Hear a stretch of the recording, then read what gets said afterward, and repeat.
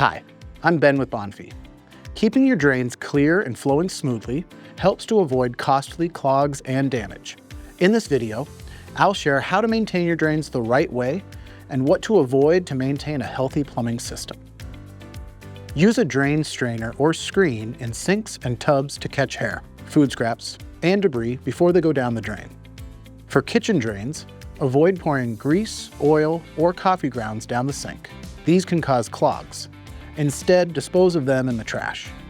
If you notice slow drains, try using a plunger or a drain snake instead of harsh chemicals. Avoid corrosive drain cleaners. They can damage your pipes and harm your plumbing over time. Regularly flush drains with hot water to help clear buildup of grease and soap scum.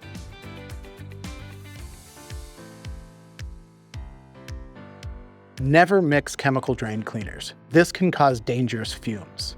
If you're unsure about how to clear a clog, call a professional plumber.